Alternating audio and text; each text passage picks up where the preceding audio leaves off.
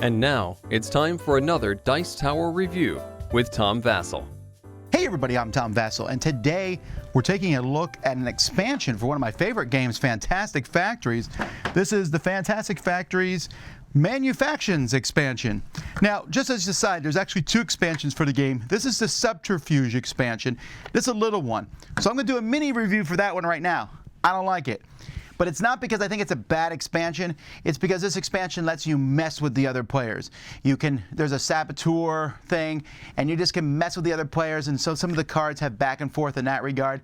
That's not that interesting to me. Some people will love it, so go for it. But I'm more interested in something like this one, which adds special powers, a new resource, and a lot more cards. Let me show you. The first thing that this game has is vitamins. It's a new resource that you can spend to add or subtract one from dice.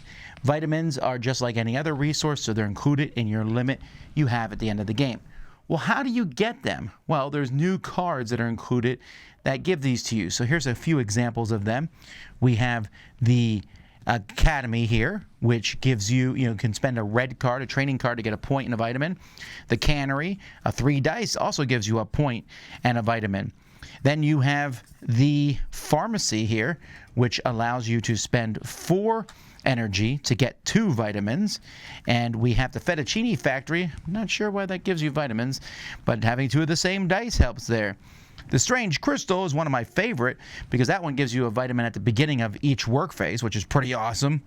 And the Medical School lets you change the dice values by 2 and lets you change the iron, the metal, into a vitamin. So these cards are going to help you in that regard.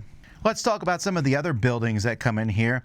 I like the Phantom. It gives you an extra die at the beginning of every phase, but you have to discard one at the end.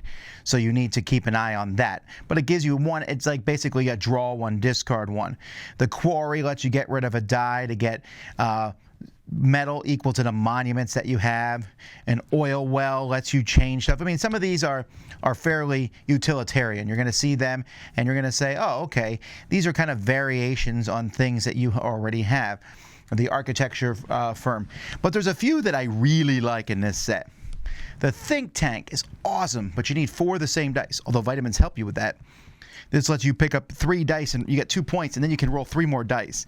If it works, it's awesome. And then its friend, the Robo Facility, which for some reason this one seems easier to do, but this does pretty much the same thing. It only gives you 2 dice though. The Vault lets you keep extra stuff and then gives you points for having extra resources at the end of the game. The Enigma Engine gives you 3 different things that you can change one into another. I really like this. This is one of my favorite cards. You can discard a card to get a die equal to the cost. The Drone, by the way, is really useful when trying to get those 4 of the same number. And then the next is you discard a card, and whatever kind of card you discard, you get to do some special ability. So like I said, there's more cards, a lot of cards actually added. There's 45 in general added to the deck, giving it more variety. There's also more contractor cards, 20 of them. One of them gives you vitamins, so there's that. Then there's Steve Jobs and the Apprentice and the Generalist, who lets you do various things. I kind of like the cards that give you something but make you give it to somebody else.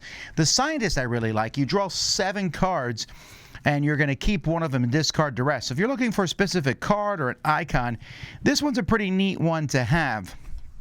Or the Recruiter, who lets you draw the next 2 and hire 2 of them and hire them both for free, which is risky, but come on, this is the kind of gamble that I like.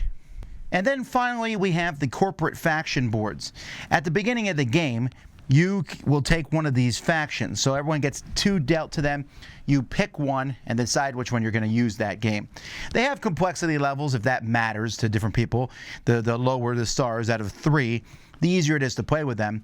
But one thing this changes a lot is it changes your starting resources. You see both of these start with 3 cards and a vitamin. But if I picked the Human Tech, I have 3 cards and a metal and 2 energy.